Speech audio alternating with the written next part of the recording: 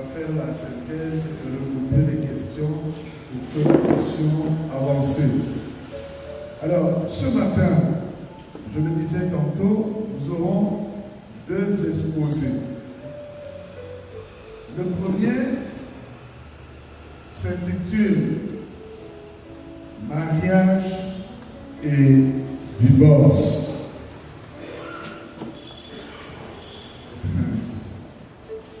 Il nous sera donc présenté par notre bien-aimé frère, le docteur Bernard Zute. Si vous pouvez accueillir ce frère.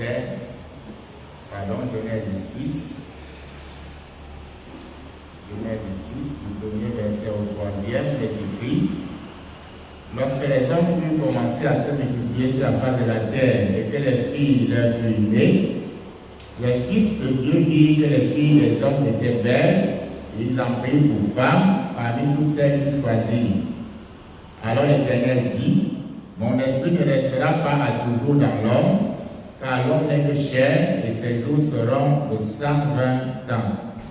Deuxième texte, nous le trouvons dans l'épître de Paul aux Corinthiens, 2 Corinthiens, chapitre 5,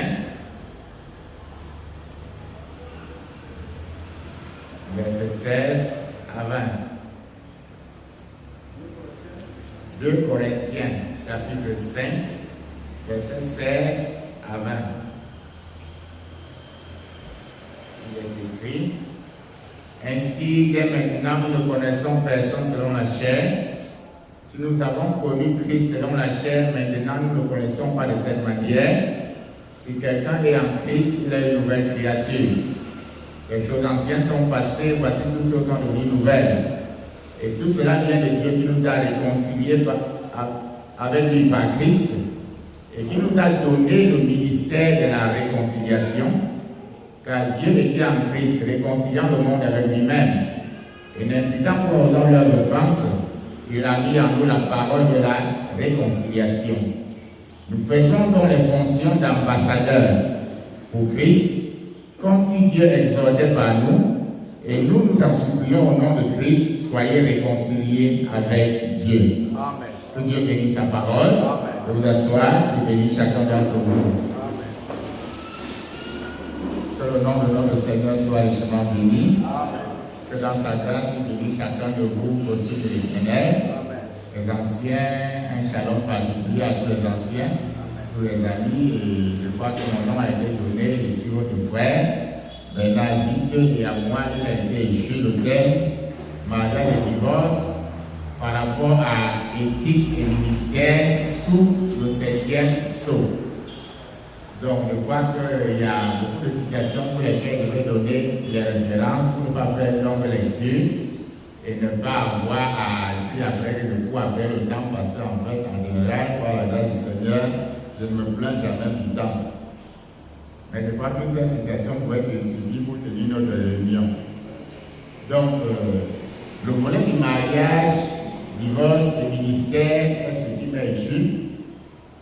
Et les bien-aimés qui sont passés ont déjà posé un grand fondement en donnant beaucoup de révélations par rapport à la dimension spirituelle du 7e sceau pour nous permettre de mieux saisir l'importance et la place que devrait avoir un ministère dans une telle dispensation.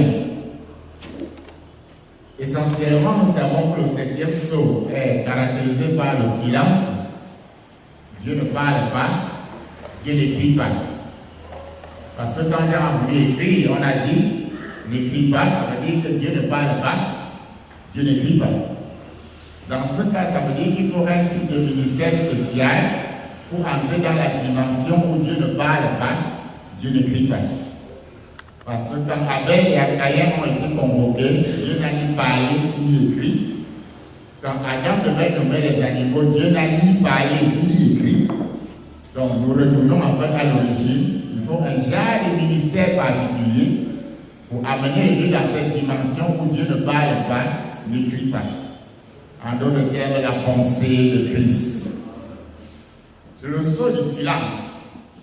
Mais par rapport à mon thème, c'est essentiellement le sceau du mariage. Parce que c'est la saison de l'union de la tête avec le corps et toutes les promesses que nous connaissons. Et parce que c'est la saison du mariage, les ministères qui doivent entrer en fonction dans cette saison doivent être l'incarnation, la représentation du mariage de Christ et l'Église. La définition fondamentale d'Éphésiens, il a établi les uns comme, ça veut dire qu'ils se placent en lieu et place de Christ. Ça veut dire que dans leur appel, dans leur vie et dans leur mariage, c'est comme Christ. Donc, si on est sous le sceau du mariage, sous le sceau de l'union de la tête avec le corps, chaque ministre qui rentre dans la dimension de ce sceau-là doit faire office ou alors l'incarnation de Christ et l'Église. Je crois que nous sommes dans le centre et vous savez très que lorsque l'État engage le concours de l'école comme l'ENAM, parce qu'à l'ENAM vont sortir les garants de la loi. L'un des éléments majeurs qu'on regarde dans le dossier d'un candidat de l'ENAM, c'est son extrait de casier judiciaire. Parce que devant être le garant de la loi, on ne doit pas être trouvé victime par le passé de la loi. Ça veut dire que si un ministre doit être garant de l'alliance du mariage, on doit lire son casier judiciaire sur le mariage. Il ne peut pas aller demain garder une loi qu'il a emprisonné lui-même hier. Il ne peut pas respecter lui-même. Il ne ferait pas un bon office d'ambassadeur de la parole. Et je vais commencer par lire quelques citations concernant l'extrait de casier judiciaire que devrait avoir un ministre qui veut entrer dans le sceau du mariage.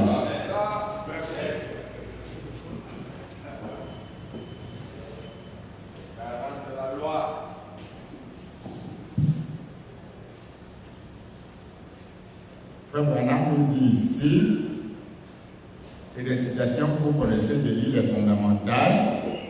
Questions et réponses de Jefferson du dimanche 23 pour 64.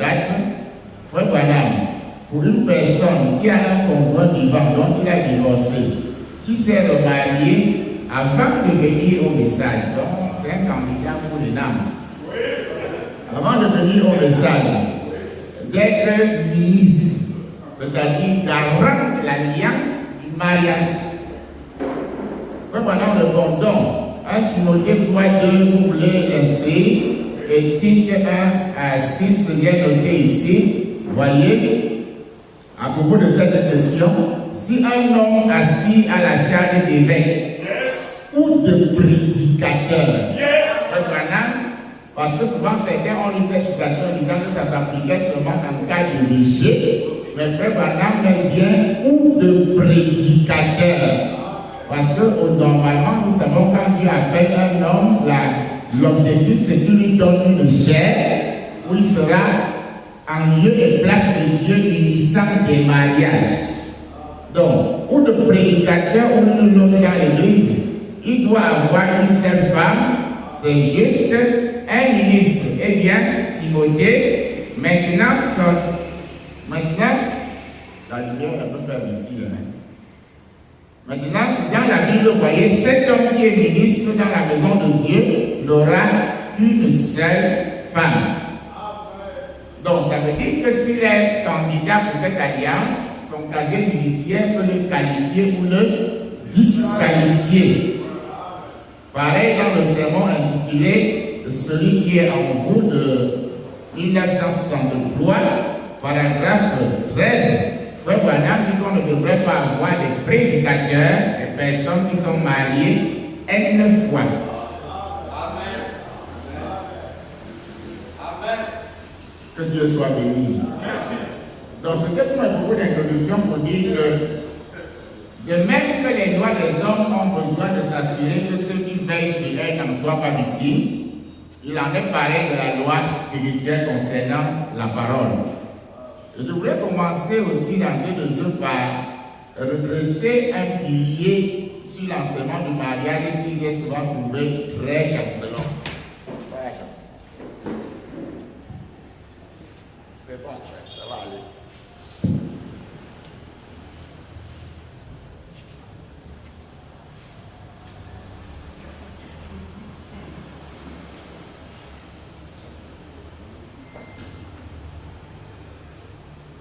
Merci. Le pilier en question, c'est le sermon mariage et divorce.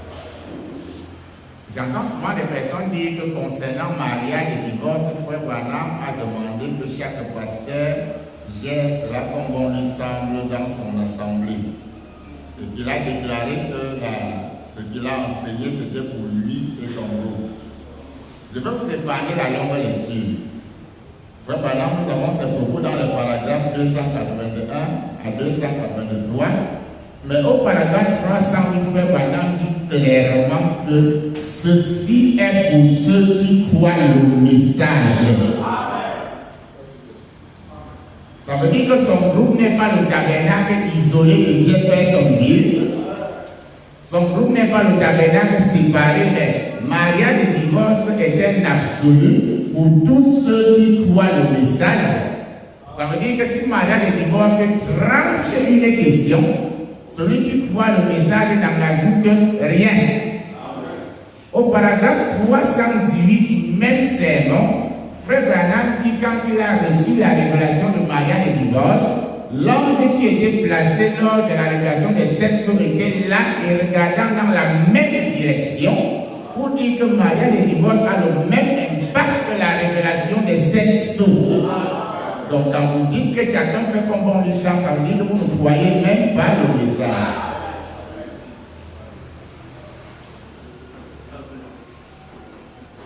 Je voudrais revenir sur ce pilier. Parce que quand le Seigneur donne une vérité de façon aussi claire et explicite avec... n'empêche qu'il y aura des particularités dans les assemblées qui ne seront pas écrites noir sur blanc dans mariage et divorce. Mais quand un cas est déjà tranché et classé dans cette brochure, Frère Branham dit pour ceux qui me croient, cela est un absolue. Le mariage du ministre sous le 7e sceau. Nous avons également lu hier avec notre bien-aimé frère Yamourou cette citation selon laquelle les hommes, les ministères, au travers desquels Christ va unir la tête avec le corps, seront semblables à ceux de Christ en tout point.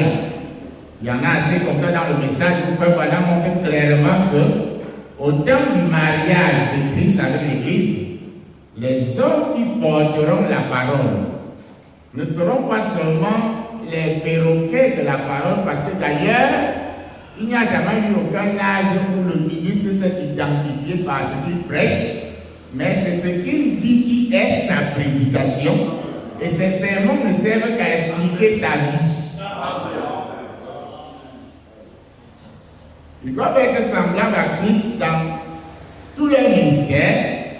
Ça veut dire que semblables à Christ dans leur appel et par conséquent dans l'appel de leurs femmes.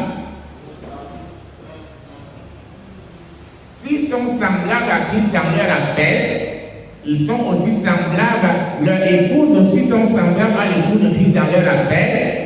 Vous avez la citation avec moi ensemble. Lorsque Dieu appelle un homme, s'il est marié, comme j'ai dit, vous êtes des prédicateurs, ça facilite beaucoup la tâche.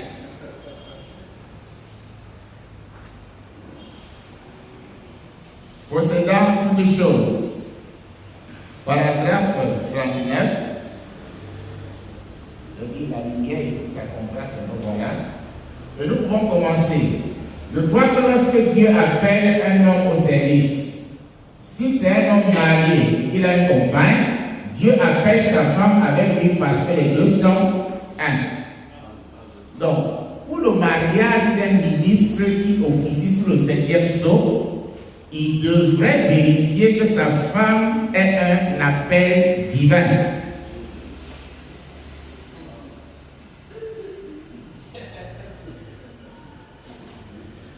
Dieu vous bénisse. Je suis en papier de dire que je n'ajoute jamais rien au message. Jamais, que Dieu m'en épargne. Quand Moïse est venu sur la scène, le mariage de Moïse était Christ. Et prenez tous les messagers. Et puis pendant dit, quand Dieu aura dit peut-être à tel plan, tel procédure, c'était des signes, mais ce n'était pas la parole parfaite. C'était des signes précis, ponctuels. Et quand Frère Branham écrit à son prédicateur Ernest Fanner, la première phrase qu'il dit, c'est que si Dieu t'appelle à être comme Christ dans tout ton esprit, dans toute ta conception, dans toute ta vision de la parole, dans toute ta vie. Et j'ai lu Paul également qui dit, nous faisons office d'ambassadeurs, comme si Christ se mariait par nous. Nous faisons office de représentants et d'incarnation de la parole. Parce que la manière dont le ministre aborde les choses, c'est exactement la manière que Christ en chair aurait abordé la chose. Parce qu'en fait, ce n'est pas lui le ministre, c'est Christ en lui qui est le ministre. Donc si un ministre fait des compromis sur la question, eh bien il faut s'interroger sur le genre de ministère qui peut bien se trouver à l'intérieur. Le Seigneur soit béni. Un ministre doit avoir un appel prédestiné et la femme d'un ministre doit avoir un appel.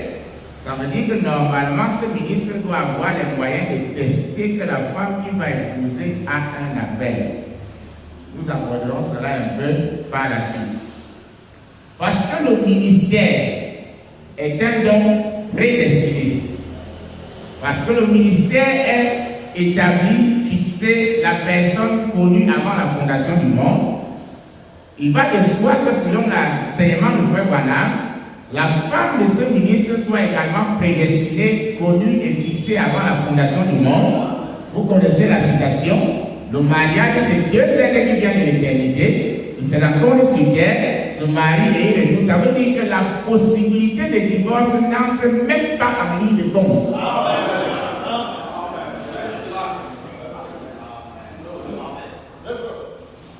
Parce que c'est la saison de la perfection. l'apôtre Paul a dit, quand le parfum vient, le partiel disparaît. Ça veut dire que les mariages partiels disparaissent.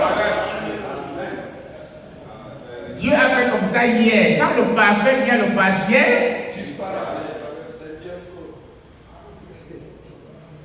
Nous ne prêchons pas la parole parce que nous sommes parfaits par rapport à la parole. Nous prêchons la parole pour planter la semence en sorte que celui qui doit la manifester vienne et la manifeste. Amen. Parce que vous ne pouvez pas manifester toutes les Écritures.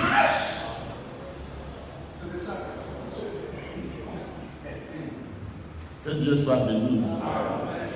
Frère Branham dit dans mariage et divorce que Dieu nous a donné un remède et une façon d'épouser nos femmes. Et l'homme ne veut pas de ce remède. Paragraphe 88. Dieu nous a donné un remède et une façon d'épouser nos femmes et de vivre avec elles. Mais l'homme ne veut pas accepter le remède de Dieu, ne veut pas accepter la parole de Dieu sur le sujet. Jésus a dit ceci, ça nous rappelle ce qu'il en est de ses paroles en sachant qu'il a dit, les cieux et la terre failliront, passeront, mais les miens ne failliront pas. Au travers de la parole, Dieu a déjà donné un remède clair, net à un ministre sur la façon de se marier. L'homme n'a pu aller dans son laboratoire fabriquer son médicament à lui parce que le remède de Dieu est parfait avant d'être envoyé. Donc, parce que souvent quand on aborde un sujet comme ça, on s'attend à des chutes directement pour le divorcer et monter descendu. Je pense que s'il y a problème de divorce, c'est parce qu'à la base, il y a problème de mauvais mariage. Et qu'on devrait traiter le mauvais mariage, le divorce s'annulerait même. On devrait traiter la source du mariage d'un ministre, comment il se marie. Les autres choses en ce moment ne seront plus les soucis. Parce que Frère Branham dit, si les gens sont dans la confusion au sujet du mariage, c'est à cause des théologies mal interprétées. Lorsqu'un ministre se marie et qu'il doit choisir sa femme, nous avons lu Genèse 3. Les fils de Dieu virent que les filles des hommes étaient belles. Le Seigneur Jésus a clairement défini ce que c'est qu'un fils de Dieu dans chapitre 10. Ceux à qui la parole est venue sont des dieux. Frère Branham dit pourquoi les prophètes étaient appelés des dieux? Parce que la parole venait à eux et l'a manifestée. Et la première fois que les fils de Dieu, les hommes capables de recevoir de l'esprit la parole, ont épousé les filles des hommes, les incapables de recevoir la parole. Il a dit mon esprit, le Saint-Esprit est sorti d'eux. Mon esprit ne restera pas à toujours dans l'homme. Comment les fils de Dieu épousent les filles des hommes?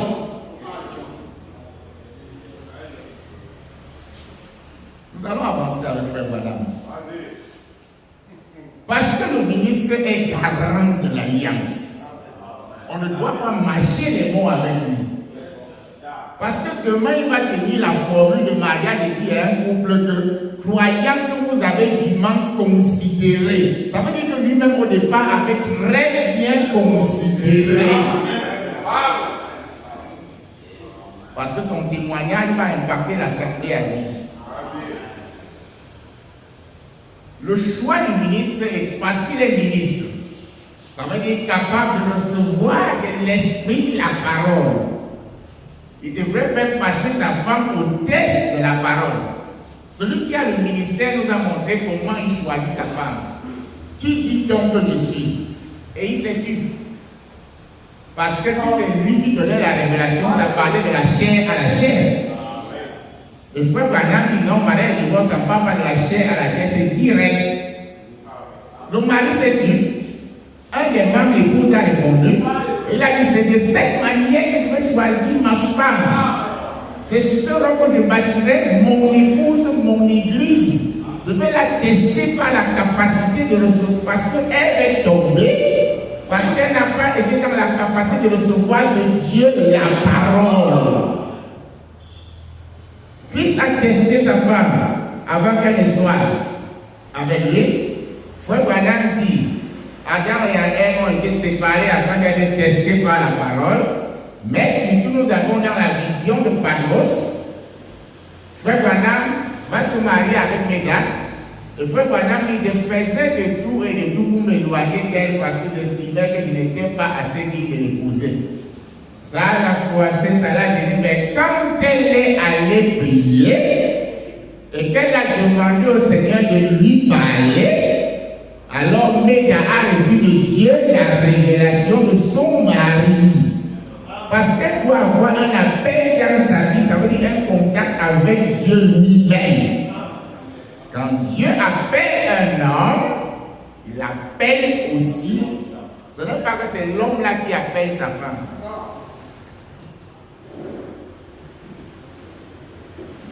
Que Dieu soit béni. Je crois que quelqu'un peut avancer là dans beaucoup d'exemples. Frère Branham nous a montré comment Élie et Élisée étaient le type de Christ et l'Église. Pendant que Élie s'en allait vers la gloire, Élisée avait été formé pendant près de 10 ans, dit Frère Branham dans la longue occasion. Mais il fallait que Élie vérifie si Élisée pouvait se connecter à l'esprit. Alors pour le tester, il a dit, reste ici, l'Éternel m'envoie à Gilgal. Ça veut dire que si Élisée restait là-bas, il restait avec la citation. Il avait la citation en main, il disait que le prophète de l'âge m'a demandé de rester à Gilgal.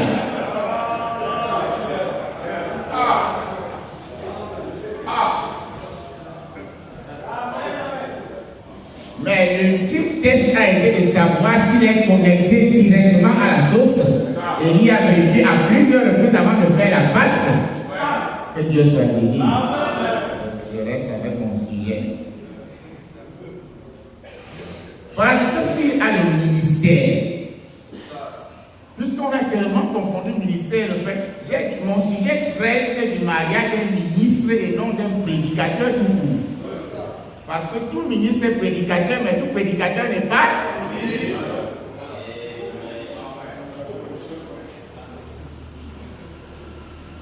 Parce qu'il est ministre et qu'il sait ce qu'il emmène de son choix, du genre de femme qu'il va épouser.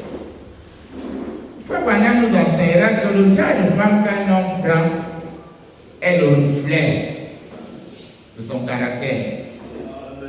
Le reflet de la vision qu'il a de la vie, le reflet des ambitions qu'il a de demain. Parce que s'il choisit mal, ça va ruiner sa vie, et pour un ministre, ça va ruiner son ministère. Je crois qu'en tant que prédicateur, vous avez déjà parfois vu les conséquences de ce que votre femme est fâchée dimanche matin.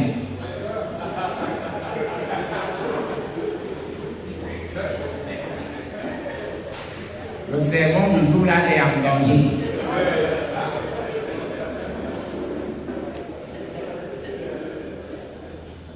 Il suffit qu'elle vous lâche une parole. Que Dieu soit béni. Je crois que nous avons le choix de l'épouse, paragraphe 51. Vous pouvez lire pratiquement tout ce qui est dans le choix d'une épouse, qui permet de comprendre clairement, à la lumière de Frère Branham, que un homme, quand il se marie, ce n'est pas un sujet délicat. Je dis l'homme en général, mais nous sommes dans le cadre du ministre, parce que la chose est plus restreinte pour le ministre, parce qu'il a le ministère, ça veut dire qu'il sait comment prier jusqu'à exaucement. Parce qu'il a le ministère, ça veut dire qu'il sait comment projeter. Parce qu'il a le ministère, ça veut dire qu'il sait comment tester la femme. Rebecca n'a pas été choisie seulement parce qu'elle était de la lignée d'Abraham. Eliezer pouvait entrer dans la ville, se renseigner sur la famille d'Abraham, il aurait trouvé la famille d'Abraham. Mais Dieu a dit à Eliezer, on ne choisit pas la femme d'un ministre comme ça. Reste hors de la ville. Celle à qui je dirai et à qui l'Esprit parlera aussi, elle dira.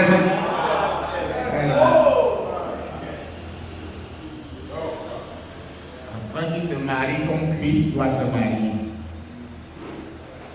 Le prophète enseigne dans le message qu'il y a deux types de mariage. Il y a ce que Dieu unit. Ça, n'importe qui ne peut séparer. Il y a ce que l'homme unit, et ça, n'importe qui peut séparer. Mariage de divorce, paragraphe 285.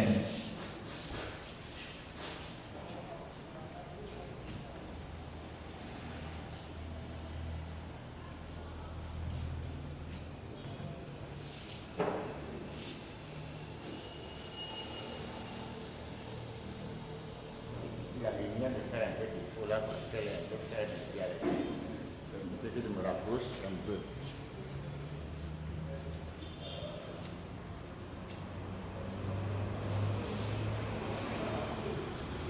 « 285 mariage de divorce. Ce que Dieu a uni, qu'aucun homme ne sépare. Pas ce que l'homme a uni, ce que Dieu a uni. Quand vous avez une révélation directe de Dieu, comme quoi c'est là votre femme et vice-versa, donc l'homme reçoit directement la révélation, la femme reçoit directement la révélation, vice-versa. Ça, c'est ce que Dieu a uni. Ça, c'est Matthieu 16. Comment Christ se marie et comment le ministre du 7e saut sous la perfection se marie. Oh, sœur, le Seigneur m'a conduit de lui demander la main. Il m'a dit, c'est ta révélation. Si c'est ta femme, attends. Et vice-versa, c'est la faute pour le reste de votre vie, voyez. Par contre, ce que l'homme unit, n'importe qui peut le séparer. Mais ce que Dieu unit, qu'aucun homme ne s'amuse d'y toucher. Ce que Dieu unit, il a dit, qu'aucun homme ne le sépare, parce qu'un magistrat à moitié libre ou quelqu'un d'autre a joint, ou un prédicateur rétrograde avec un paquet de credos dans un livre, qui les laisse faire absolument n'importe quoi, alors que la parole de Dieu est là devant lui. Voyez, je parle de ce que Dieu a uni. Parce que ce que Dieu a uni, il n'y a même pas de possibilité de divorce. Mais si c'est l'homme qui a uni, ça veut dire qu'à la base de son mariage n'est même pas légal. Le mariage d'un ministre garant de la parole sous le 7e sceau. Frère Branham nous a appris qu'un prophète du Nouveau Testament, ou alors ce qu'on appelait un prophète dans l'Ancien Testament, est appelé un ministre dans le Nouveau Testament. Et le prophète dit qu'un prophète est l'interprète de la parole gravée dans sa vie. Ce qu'il prêche, parce qu'en fait, nous avons aujourd'hui le malheur de croire que la parole c'est le support. Comme si Abraham, n'ayant pas de support, n'avait pas la parole. Mais ce qu'on a toujours appelé la parole a été le témoignage des œuvres de l'Esprit dans des hommes gravés dans un support appelé la Bible. En sorte que ce n'est pas le support qui est la parole, c'est la vie de ces hommes qui est la parole.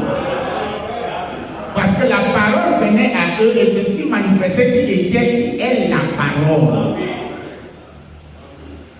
Et le dessein de Dieu restera le même. Quand on parle d'un ministre, ça veut dire la parole un homme. Christ représenté dans un homme. Les pharisiens n'avaient-ils pas ce qu'ils appelaient la parole? Mais quand la parole est devenue un homme, qu'est-ce qu'ils en ont fait? Ils étaient dans les temples prêchant, disant nous prêchons la parole. Comme le prophète, chaque ministre prêche en fait ce qui est gravé dans sa vie. Ça veut dire que concernant la question du mariage, chaque point, depuis le choix, depuis la prière, depuis l'union, chaque point du mariage d'un ministre doit cadrer 100% avec l'enseignement de la saison s'il a le ministère de la saison. Parce qu'on peut avoir le ministère, mais sans avoir le genre de ministère qui transforme les élus dans la saison, étant donné que Dieu donne aussi le ministère à Balaam.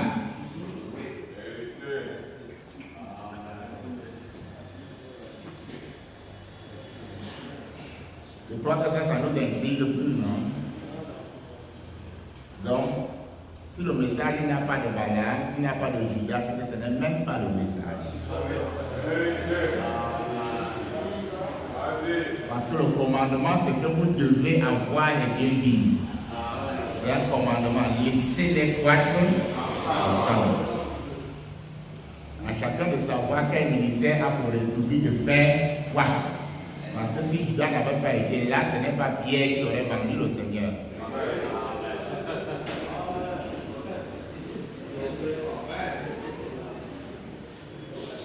Mariage et divorce, le ministre sous le 7e sceau. Je dis, je ne veux pas aller dans les implications parce que normalement, j'aurais dû montrer les implications du 7e sceau pour mieux cadrer le ministère, pour mieux cadrer le titre d'ambassadeur de la parole.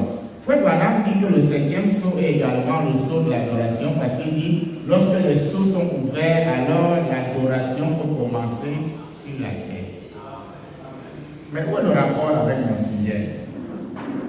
Le prophète dit quand les deux premiers adorateurs, Abel et Caïn, ont été convoqués, Dieu les a convoqués à l'adoration. La question en fait qui était sur la table était de savoir que pensez-vous du péché originel et du médicament?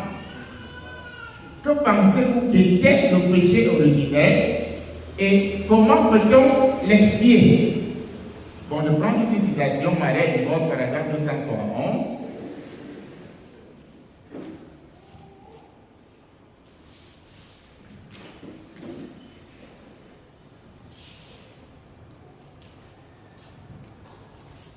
Abel a construit le même genre de terre. Mais quand Abel a apporté le sien, il a apporté un agneau. Or, Caïn pensait que le sien serait un antidote au péché, que son père et sa mère avaient mangé des fruits, comme il leur avait été enseigné dans ses jardins. Mais Abel, par une révélation divine, savait que c'était à cause du sang. Par une révélation divine, la Bible dit dans Hébreux chapitre 12, Hébreux 11, qu'Abel par la foi, par révélation, offrit à Dieu un sacrifice plus excellent que celui de Caïn. C'est par elle qu'il fut déclaré juste devant Dieu. Je prends une scène là du malade. Mais je prends un coup ici parce que Frère Branham dit si les deux premiers adorateurs devaient résoudre la question du péché originel et que dans tous les âges, Dieu doit établir un autel et convoquer tous les adorateurs à l'autel. Dans les zones du temps de la fin, dans tous les âges, les deux semences se rencontrent à l'autel pour répondre à une seule question. C'était quoi le péché originel?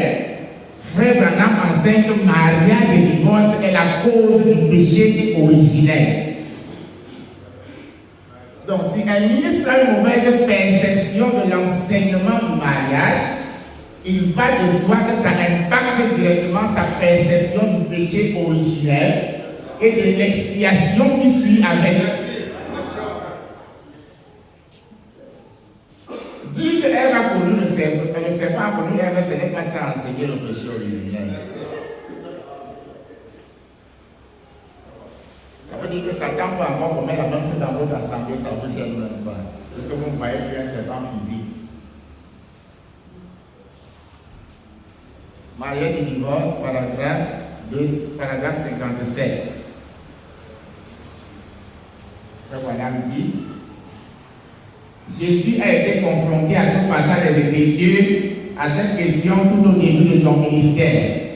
Moïse qui a été confronté tout au début de son ministère, c'est une question de première importance dans le cœur des croyants. Le pécheur, salut est égal. Par contre, pour un croyant, parce que le croyant cherche à faire tout ce qu'il peut pour vivre correctement avec Dieu. Par conséquent, aussitôt qu'une question se pose sur la religion, le cas du mariage et du divorce se pose aussi. Pourquoi? Parce que c'est la cause du péché originel. C'est là que le péché a commencé. Et c'est pour cette raison que ça revient sur le tapis chaque fois, parce que c'est l'origine même du péché. Quand on traite la question du mariage d'un ministre, on traite de l'origine même du péché. Parce que le premier ministre que Dieu a placé sur la terre, a ruiné son ministère parce qu'il a pris une femme touchée.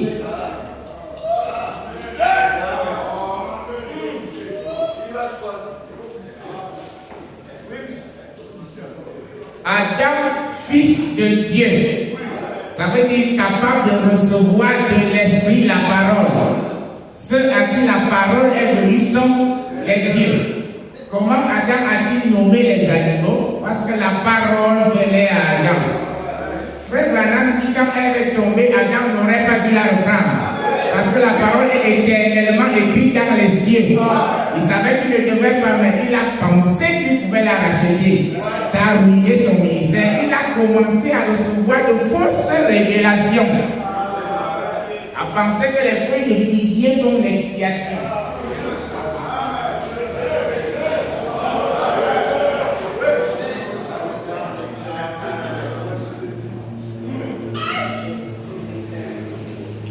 Le mariage d'un ministre est la cause du péché originel. J'aurais aimé prendre une heure seulement sur ce point. Mais je gère mon timing. Parce qu'il est le garant de la parole. Parce qu'il est comme Christ devant l'Église. Amen. Amen.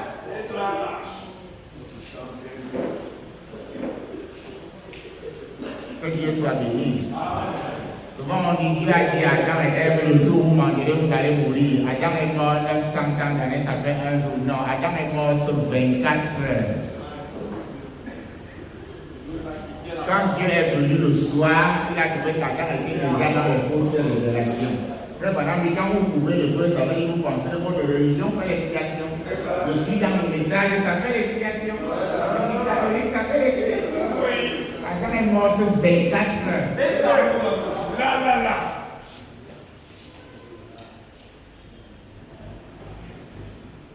Que Dieu soit béni. Le ministère et le mariage sous le 7e sceau. Sous le sceau de l'union.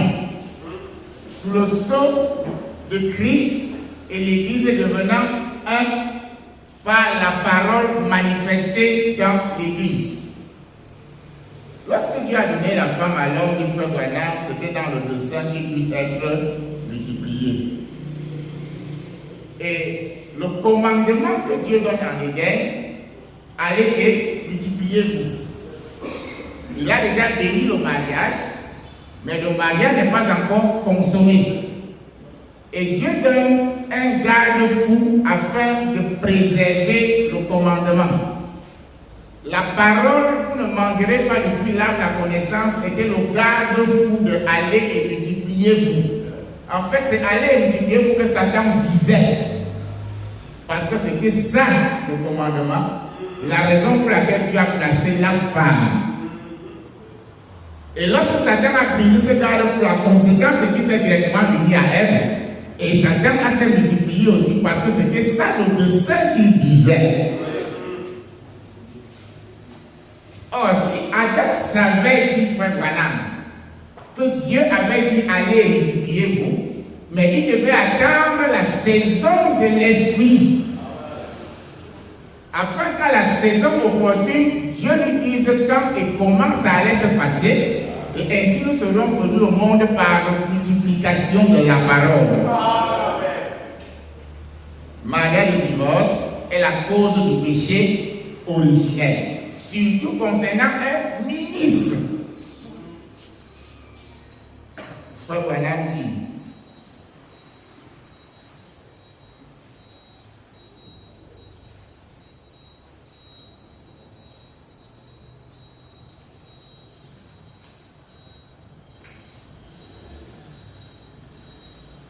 dans le sermon intitulé Le Dieu de cet âge mauvais. C'est long, je vais faire juste certains paragraphes pour donner les zones. Ça va du paragraphe 118 au paragraphe 125, vous pouvez continuer jusqu'à 144 pour avoir le tableau complet. Je prends quelques-uns. Maintenant, observez les fils de Dieu se mariaient avec les filles des hommes. Dieu ne leur a jamais pardonné. Dans les ans d'église, frère Branham dit, quand Balak a dit à Balaam de maudire Israël, Balaam a essayé tout dire l'enchantement, ça n'est pas passé. Et frère Branham dit, Satan a révélé à Balaam comment il pouvait faire pour que Dieu traite avec Israël par la mort. Satan a soufflé à Balaam, amène-les à épouser les femmes qui ne correspondent pas. Parce que ça, Dieu ne passe jamais dessus. Disons. Maintenant, observez les filles de Dieu se marier avec les jolies filles des hommes, Dieu ne leur a jamais pardonné. C'est exactement comme dans l'enseignement de Balaam par lequel il a amené les jolies femmes intellectuelles et scientifiques de Moab, avec les yeux attirant leurs phares et leurs poudres et leurs bons parfums à séduire les filles de Dieu, qui sont retournés et tourné leurs propres femmes travailleuses aux mains cailleuses et qui ne se maquillaient pas. Elles les séduisaient en disant, marions-nous, car nous sommes tous pareils. Ça, c'était un mensonge. Je prends le paragraphe 144 pour avancer. J'espère que j'ai déjà fait une heure. Ça il reste combien? Il ne faut pas que je me perde. Paragraphe 144 pendant qu'il regarde. Balaam enseignant la même chose à l'église. Unissons-nous, nous sommes tous un même peuple. C'était la dernière astuce. Dieu ne leur a jamais pardonné d'avoir pris un tel mensonge. Rappelez que c'était un péché pardonnable à 3 reprises dans la Bible. Car quiconque ajoute une parole provenant de sa propre interprétation à la parole de Dieu après qu'elle a été confirmée comme étant la vérité au jardin d'Éden. Une seule parole ajoutée a provoqué la mort. Lorsque Balaam a ajouté cette parole, nous sommes tous un même peuple.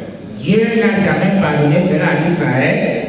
Il périt tout en misère, à l'exception de 3 personnes, à cause de quoi? Le mariage. Parce que pour Dieu, il était un peuple, un royaume de sacrificateurs, qui devait être mis à part afin de manifester la parole de Dieu au temps correspondant. Dieu n'est pas passé sur le fait qu'Adam, fils de Dieu, dépositaire de la parole, ait pris une femme comme cela, pensant la racheter, ce qui a introduit une citation que je sais que tout le monde connaît, mais qu'on attend quand même que je lise. Mariage de divorce 321.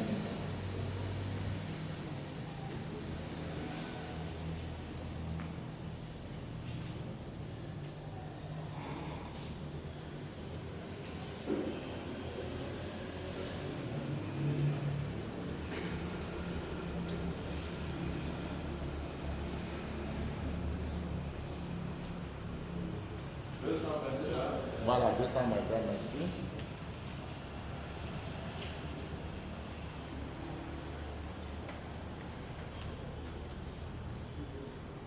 Frère Branham dit, aucun ministre de l'évangile ne peut épouser une veuve. Saviez-vous ça? Vous voulez vous lire très bien? Prenez Lévitique 21, 7, Ézéchiel 42, 22. Vous y verrez que le sacerdoce ne devait pas épouser une femme qui avait été touchée par un homme. C'est le type de l'épouse vierge de Christ parce que les sacrificateurs, les fils d'Aaron, c'est eux qui manipulaient le feu de Dieu. Nous n'avons pas le temps de tout lire. Si nous voulons sortir à midi, il nous reste encore 20 minutes. C'était les fils d'Aaron qui manipulaient le feu de Dieu. Alors, ils ne pouvaient pas épouser une femme qui avait été touchée par un autre homme. C'est le Dieu qui ne change pas qui l'a dit. Ça, c'est le psaume, c'est ainsi que le Seigneur qui a attaché à cette écriture. C'est le Dieu qui ne change pas qu'il a dit. Il ne pouvait pas épouser une autre femme, une femme qui avait été touchée par un homme. Ce qui montrait sous forme d'étude ici, vous voulez voir que l'église du Dieu vivant est la parole de Dieu pure, sans mélange, non une dénomination qui a été manipulée par l'homme. Regardez constamment comment quand Frère Branham prêche, il fait toujours le rapprochement entre le ministre et Christ. Frère Branham dit, gardez la parole dans sa continuité. Donc assurez-vous que quand vous prêchez, ça ne casse pas la révélation de Christ. Ça ne casse pas Christ et l'Église. Sinon, vous êtes un mauvais garant de la parole.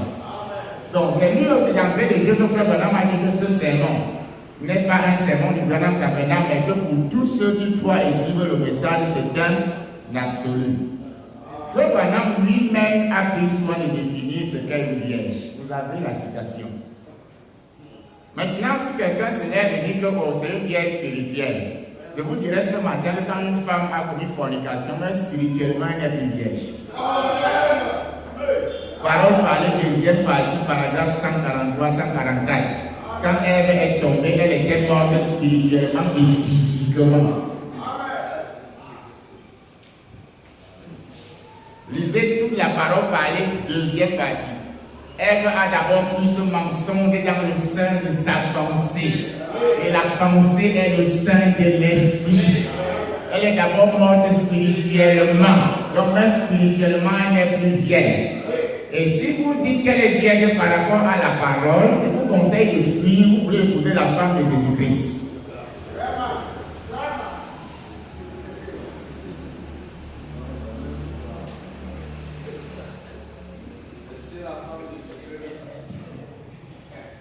Vous connaissez la menace qu'Abimelech a eue, non? Donc si vous voulez épouser une femme qui est vierge par rapport à la parole, alors là, je vous plains. D'ailleurs, c'est pas spirituellement qu'elle se marie sans que nous le savons. Hein? On n'a pas besoin d'y insister.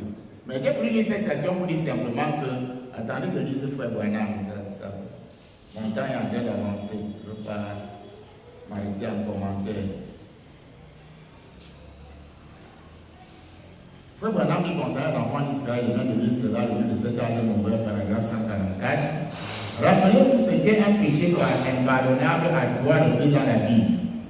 Pour quiconque d'ajouter une parole provenant de sa propre interprétation à la parole de Dieu après qu'elle a été confirmée comme étant la vérité. L'ange est descendu à la montagne. Ce n'était pas le diable, c'est seulement l'observatoire qui a filmé. Dieu a demandé que toute la ville voie pour s'assurer que le sceau de ce qui est dit dans ce message, on ne bouge pas ce sceau. Il y a eu assez de témoins oculaires pour savoir que ceci est absolument l'ainsi dit le Seigneur. J'ai dit dans mon propos tout à l'heure que nous ne prêchons pas parce que nous sommes parfaits par rapport à la parole. Si vous arrivez de tomber, n'essayez pas d'entraîner l'écriture avec vous. Laissez-la debout, elle vous relèvera. Laissez-la debout, elle vous relèvera. C'est ça qu'on se tient. Même si l'écriture me caille, je presse pour mon fils. Afin qu'il me mieux que moi. Je prépare demain. Nous ne pas seulement une vision limitée, comme s'il y avait quelque chose entre les hommes ici. Nous ne gérons, nous ne connaissons personne selon la chair.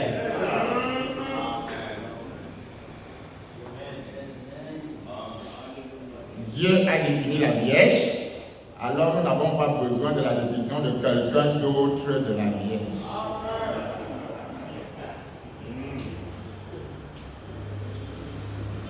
Que Dieu soit béni. Mariage et divorce, dont j'ai pris ce cas-là et montré comment un ministre se marie. Et surtout, comme bien dit, il aurait tant insisté sur le ministre et l'alliance du mariage, parce qu'il est comme Christ. Toute écriture qui chancelle dans la vie d'un ministre va chanceler dans la vie de ceux qui le suivent. Et Paul a dit que c'est Christ en vous qui est la preuve de notre apostolat. Que Dieu soit béni. Donc, pour avancer rapidement ici, dans le cas du divorce, s'il arrive qu'il y ait divorce, je crois que pour un ministre, il y aura beaucoup de points d'interrogation. Partant de l'écriture selon laquelle quand Dieu appelle un homme, il appelle sa femme, s'il y a divorce, ça veut dire que l'appel des deux est entre guillemets. Partant de l'écriture, ce que Dieu a uni, aucun homme ne peut séparer. S'il y a séparation, l'appel des deux est entre guillemets. Frère Branham dit que concernant le mariage et le divorce, il y a deux écoles de pensée. La première école qui affirme que l'homme est marié aussi longtemps à une femme tant que les deux vivent. Frère Branham dit, si vous prêchez ça, c'est une fausse doctrine. Paragraphe 66, 231, 263, mariage et divorce. Donc nous partons du principe qu'un homme n'est pas absolument lié à la femme aussi longtemps que les deux vivent. Sinon, vous êtes dans la première école de pensée. Parce que souvent, frère, on a compris cette école de garçons, mais on y est quand même. Puisqu'il a posé des jalons dans le mariage et divorce, par exemple, quand il dit dans le mariage et divorce, si la femme se sépare, qu'elle se sépare, ça ne s'applique pas à. C'est clair, ça veut dire que si tu es dans la première école, tu ne vas pas pouvoir ça. La deuxième école de pensée veut qu'en cas d'adultère, que l'un et l'autre puissent, c'est-à-dire se répudier mutuellement. Frère, ça aussi, c'est une fausse doctrine. Si vous dites qu'un homme est lié à la femme aussi longtemps qu'elle est vivante, vous cassez Christ et l'Église, ça veut dire que Christ reste lié aux catholiques, même comme ils sont morts. Parce qu'ils avaient embrassé la parole au départ. Après, ils sont tombés de la parole. Donc, Christ est lié à eux. Si vous prêchez ça, ça veut dire que même si vous prêchez les fausses doctrines, Christ est lié à vous alors. Vous voyez l'impact que ça peut avoir lorsqu'on n'a pas une bonne conception de mariage et de divorce. Frère Branham dit Christ faut vous répudier pour fausse doctrine. Ça veut dire qu'avant de venir à la chaîne, balancer le message dans tous les sens, tu vois divorce affiché derrière.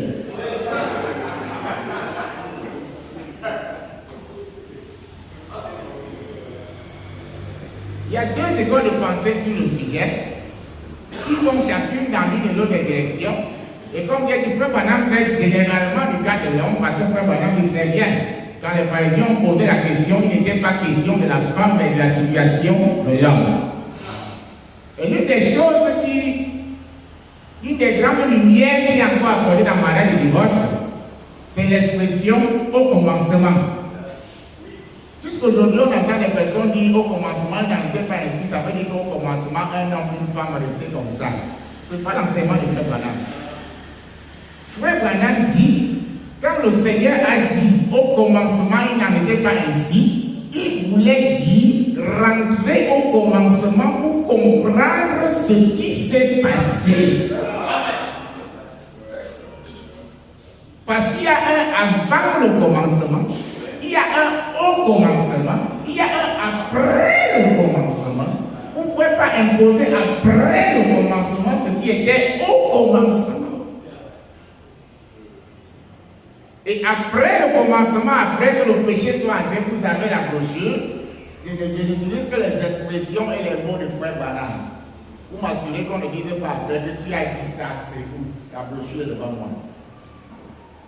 Après le commencement du Frère Branham, Dieu a cassé l'alliance égalitaire en deux, parce qu'au départ, elle reposait sur la parole. Les deux devaient garder la parole. Les deux avaient la domination. Comme Ève est tombée de la parole, Dieu a cassé l'alliance en deux. Donc désormais, quand un homme et une femme se marient, la femme a son alliance, l'homme a son alliance.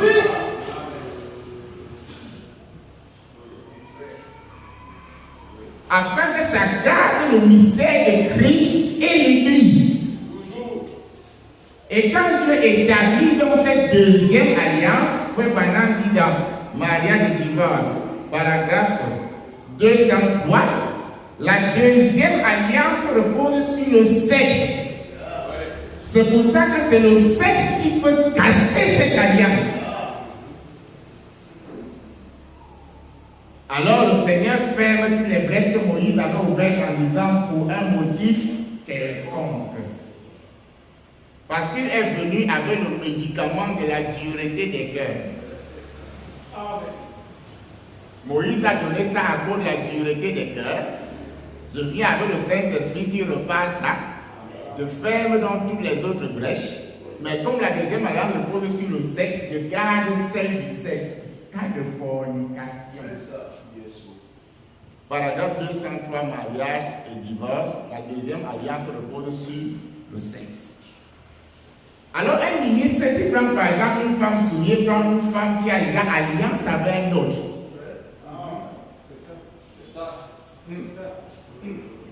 Un ministre qui prend une femme qui n'est pas vierge, c'est... Permettez de prendre 5 minutes là-dessus. Quand dit-on que vous n'êtes pas vierge par rapport à une parole? Si le pasteur interprète la parole pour vous et vous dit que ça veut dire seulement ça, pour Christ, vous n'êtes plus vierge par rapport à cette parole. Parce que c'est Christ qui devait venir lui-même en vous l'interpréter en la manifestant. Quand quelqu'un d'autre l'interprète pour Christ, vous n'êtes plus vierge par rapport à ça. Donc quand Frère Branham dit que ce message sur une épouse vierge, c'est que nous laisser le message comme ça, Christ viendra dans l'église lui-même sans charger. La Frère Branham dit paragraphe 256, Christ a voulu que l'église devienne une partie de lui-même par un rapport sexuel spirituel. Parce que c'est ça même l'alliance du mariage. Ça veut dire que c'est le sexe seulement qui casse la deuxième alliance. Donc si quelqu'un oublie sa femme parce qu'elle ne lui plaît pas, elle a grondé, il est rentré au motif quelconque.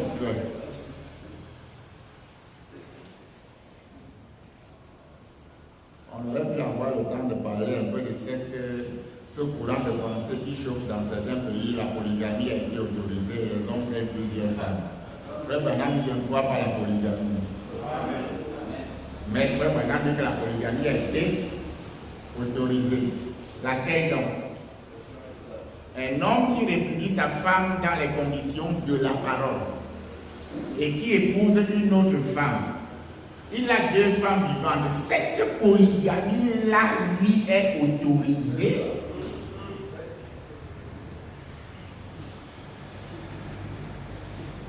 Et non pas celle de l'Assemblée sans femmes sur le même toit. Ce n'est pas la parole. Dieu soit béni. Donc, à cause de cela, l'alliance repose sur le sexe. Et le sexe est ce qui peut casser la seconde alliance. Je crois qu'il m'en va terminer dans quelques minutes. Et Frère Branham a donc défini les conditions légales d'un possible remariage. Frère Branham a été clair sur le sujet. Vous avez la brochure l'union invisible. Vous avez également les questions et réponses sur le COD, où la question est clairement posée à Frère Branham, différence entre fornication et adultère. Et Frère Branham dit clairement que si une femme avec une mauvaise vie va épouser un homme sans confesser cela, et qu'après elle revienne, quel que soit le nombre d'années, il dit, Frère Branham dit, ils ne sont même pas mariés au départ. On ne parle même pas de divorce dans ce cas-là, parce qu'il n'est même pas marié.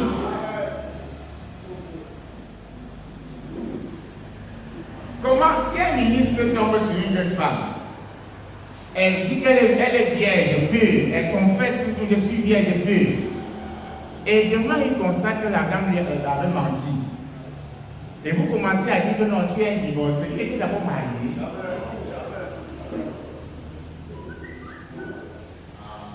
Frère Branham dit que c'est un faux vœu au départ, et que ce mariage n'est pas légal selon la parole.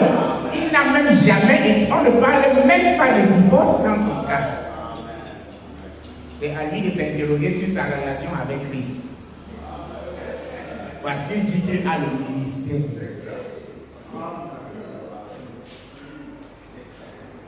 Que Dieu soit béni. Et que la grâce du Seigneur comble chacun d'entre vous. Le prophète n'est pas assez clairement dans d'autres citations qu'il y a eu tout à l'heure. Maintenant, s'il arrive que ce n'est pas dans le cas spécifié par la parole, vous avez toutes ces citations-là, un homme qui est divorcé et remarié ne doit pas tenir la parole parce que les écritures de Paul à Timothée et Tite le coincent. Il doit être capable de garder sa maison. S'il n'a pas pu garder sa femme ou se garder lui-même, parce que souvent ce n'est pas la femme qui part. Non, parfois c'est l'homme qui prend ses filles et ses plaques et dit que j'ai épousé une sorcière. Est-ce que tu es un sorcier? Ça va de soi. Les oiseaux vont dans l'image. Donc, Frère Branham a déjà éclairci ça, il n'a pas besoin d'aller dans plusieurs citations. Si elle est normalement mariée et que la femme n'est pas dans les conditions prévues par la parole, toute procédure de divorce l'entraîne en disgrâce. Vous connaissez les propos de Frère Branham dans les Hébreux. Si je vis mal, je cours avec d'autres femmes, et que ma femme divorce, ça fait deux conditions. La première condition d'abord suffisait pour le faire asseoir. Vous n'avez même pas besoin de la deuxième. Puisque lui-même a déjà dit que s'il ne peut pas vivre ce que je prêche, ça fait quand même deux. Si je vis mal, une condition, et que ma femme divorce, deux, ça ruine.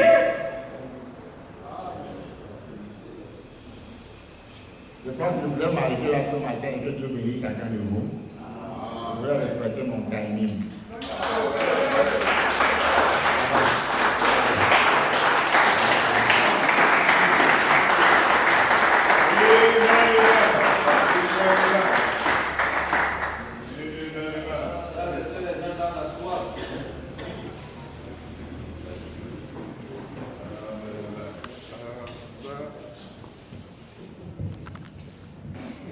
Dans ces conditions,